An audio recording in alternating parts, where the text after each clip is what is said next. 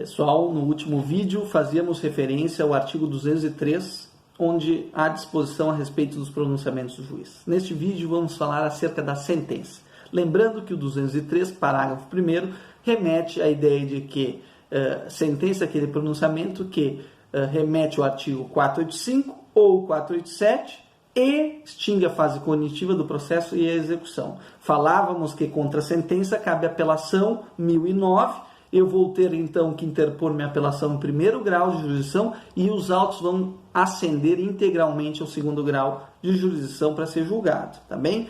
A decisão interlocutória cabe agravo de instrumento, desde que esteja previsto no rol lá do 1015 e não seja o caso, e que seja o caso também de urgência eminente, conforme o entendimento do STJ, mas isso vamos falar posteriormente, quando tratarmos do agravo de instrumento, tá? Nós temos que ter ciência que contra a decisão interlocutória cabe o agravo de instrumento que é interposto no segundo grau de jurisdição. Então falávamos lá da decisão que julga parcialmente o mérito, né? Lá do 356. Se o juiz julgar o dano material e não julgar o dano moral, né, dando prosseguimento a este pleito, a instrução deste pleito, nós temos que perceber que se nós interpuséssemos a apelação, todo o processo ia subir para o segundo grau, aí não ia ter solução jurídica em primeiro grau a questão do dano moral.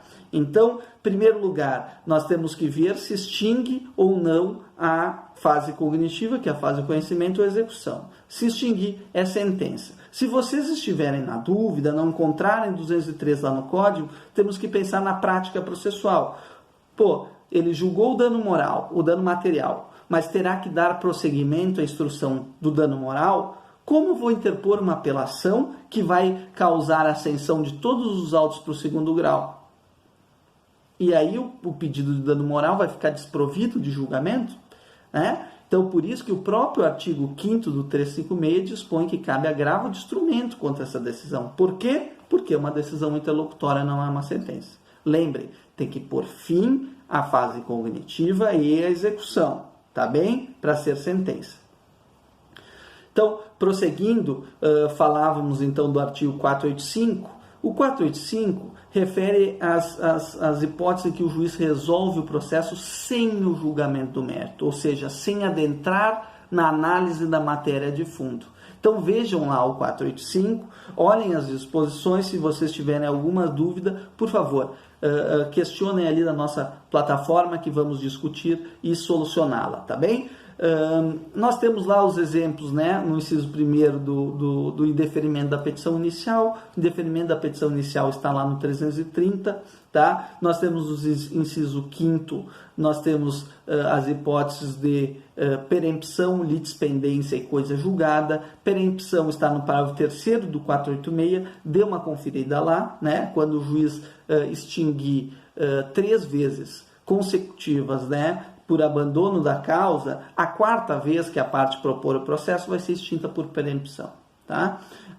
A litispendência é quando eu promovo demandas iguais, tá? Que caracteriza uma demanda igual a outra, mesmas partes, mesma causa de pedir e mesmos pedidos. Se as demandas estiverem ambas em curso, litispendência. Se uma já foi julgada e tu propõe outra igual, né? Mesmas partes, mesma causa de pedir e mesmo pedido, nós temos a figura da coisa julgada, que é a imutabilidade que impera sobre as decisões, está no 502 e seguintes, tá? E no inciso 36 do artigo 5º da Constituição. Vamos falar de coisa julgada, inclusive, no próximo vídeo, então não vou adentrar agora, tá bem? Então, as hipóteses então, de sem resolução do mérito estão lá no 486, e quando o juiz resolve o mérito, está no 487, né? Julga procedente, improcedente, parcialmente procedente a demanda, decreta a prescrição ou a decadência, tá? Se tiverem dúvida, pessoal, a respeito desses institutos, por favor, coloquem ali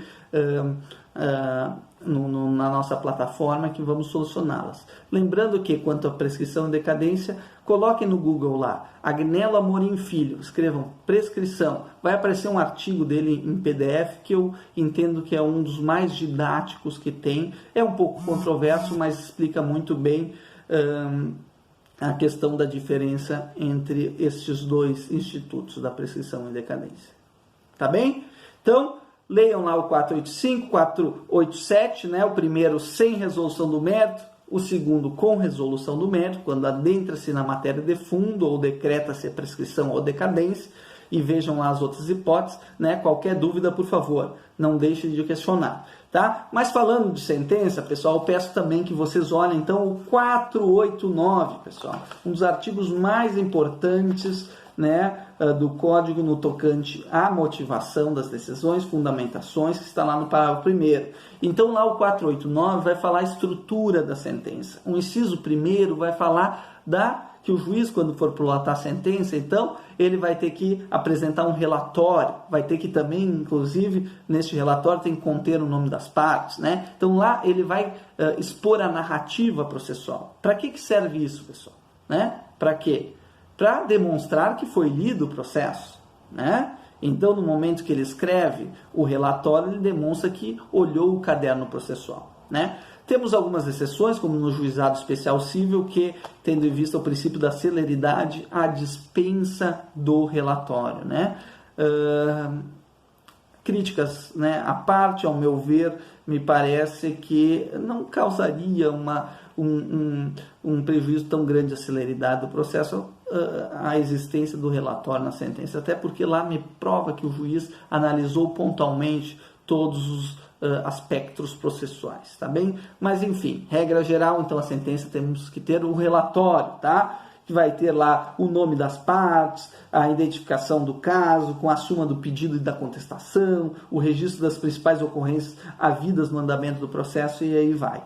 O inciso 2º, obviamente, que aqui é onde se traz a democracia para o processo, porque o juiz ele não foi eleito, né? Então, quando que há aqui, onde é refletida a democracia no processo, quando o juiz fundamenta suas decisões. Se ele não fundamentasse, pessoal, ia ser uma decisão ditatorial, né? Então ele enquadra no ordenamento jurídico, né, as questões fáticas tratadas, né, no processo, as questões de direito, e aí fundamenta a sua decisão. O inciso 3º fala que a sentença tem que conter um dispositivo. Então é lá no final da sentença que vai constar lá, por exemplo, julgo procedente o pedido para condenar a parte a pagar R$10.000 ao demandante, tá? Ou julgo, decreto a prescrição, tá? Então nós temos lá, então, o relatório, a fundamentação e o dispositivo,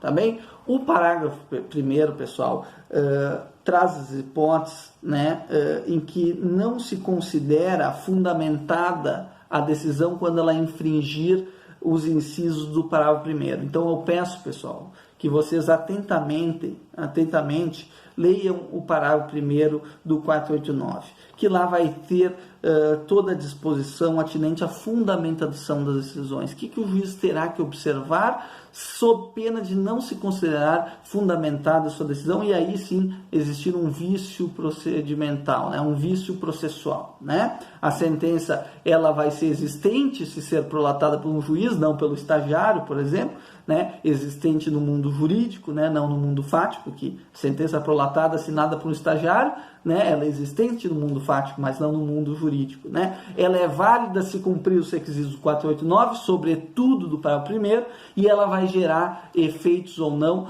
Isso nós vamos ver quando falarmos dos recursos, tá? Posteriormente ao 489, pessoal, nós temos aqui o 490, que fala do princípio non licet. O juiz não pode se abster de julgar, tá? Ele tem que julgar mesmo não tendo certeza acerca da controvérsia. Aqui não é que nem a teoria do direito penal, em que na dúvida absolve o réu, né, em dúbio pro réu. Aqui ele vai ter que julgar com base à vista do ônus probatório. Ele vai ver qual parte não se desincumbiu do seu ônus de provar. Caso a parte não tenha se desincumbido, né, dê uma olhadinha lá no 373, né, o autor deve provar os fatos constitutivos do seu direito e o réu deve provar os fatos modificativos, instintivos e impeditivos do direito do autor, né? As hipóteses de inversão do ônus da prova, nos parágrafos do 373, Tá bem? Então o juiz, à vista do ônus da prova, vai ter que julgar. Ele é obrigado a julgar e não pode se abster, né? Nós temos o 492, que fala do princípio da demanda, da congruência, da distrição. A distrição, tá? Que faz alusão, né, que o juiz ele tem que julgar dentro dos limites da lide. Então, se o autor pedir dano moral e dano material, e na sentença o juiz só julgar o dano material, a sentença será citra petita, porque ela vai conceder menos do pedido, né? Ele tem aqui uma omissão, tá bem? Quanto ao pedido de dano moral. Então, nós dizemos que a sentença é citra petita, né? Há um vício aqui de julgamento. O juiz é obrigado a se manifestar, mesmo que seja para julgar improcedente ou resolver o processo sem julgamento do mérito, mas ele é obrigado a se manifestar, tá? Ultra petita, pessoal, quando o juiz dá mais que o pedido. Então a parte pediu só dano moral, mas o juiz na sentença resolve, por seu bel prazer, condenar o réu a pagar dano moral e imaterial. Aí nós dizemos que a sentença é ultra petita, foi acima do pedido. E temos as hipóteses citra petita. Citra petita, extra petita, né? Temos as hipóteses de sentença extra petita, é quando o juiz dá fora do pedido. Cuidem para não confundir com ultra petita. Quando tiver a ver, né, tem uma relação com a causa de pedir e o juiz dá mais, nós dizemos que é ultra petita. Quando o juiz dá uma sentença nada a ver com os pedidos, por exemplo, pediu dano moral e vem uma sentença declaratória de paternidade, não tem nada a ver com o pedido. Aí nós dizemos que é extra petita, tá bem? Na prática, normalmente a ultra e a citra são complementadas ou rechaçado a parte a maior concedida pelo juiz de primeiro grau pelo segundo grau. Então não há uma anulação da sentença com retorno nos autos à origem, né? A extra petita, normalmente a anulação da sentença e o retorno dos autos à origem, tá? Mas se a causa estiver madura para julgamento, conforme nós vamos verificar lá no 1013, tá, do CPC, o tribunal já pode julgar, mesmo sendo ultra cita ou extra petita. Tá bem, pessoal? Eu peço que vocês, antes disso, temos lá o artigo 494. Pessoal, o juiz ele não pode alterar a sentença, regra geral, depois de prolatada, mesmo que se arrependa do pronunciamento que deu. Se o juiz se arrepender do que julgou no dia seguinte, pode ir para a igreja e reza, mas alterar não pode, porque acabou o ofício jurisdicional dele. A regra geral é esta. Ele pode alterar nas hipóteses do 494. Quando ele constatar erro material de ofício, então era para ele ter posto 10 mil de dano moral lá no dispositivo da sentença e constou R$1, esqueceu dos zeros. Aí ele pode alterar porque é um mero erro material. Ou nas hipóteses de embargos de declaração do 1022, nós vamos estudar, que é quando a parte perceber lá uma omissão, uma contradição, uma obscuridade ou um próprio erro material da sentença. Então não são vícios de julgamento, tá? Não é um pedido de reanálise do julgamento. Ele é apenas a parte aponta uma omissão no julgado, ou seja, pediu dano moral e material e ele não julgou o dano material. Há uma omissão. Obscuridade, a parte não entende o que o juiz quis dizer. Contradição, o juiz, na fundamentação da sentença, fala que vai condenar a parte a R$10 mil, mas no dispositivo aparece 5. A sentença ela é contraditória entre si. E o dano moral já falamos, o erro material já falamos que é apenas erros ali de digitação, sobretudo. Tá bem, pessoal? No próximo vídeo vamos falar das cargas de eficácia da sentença.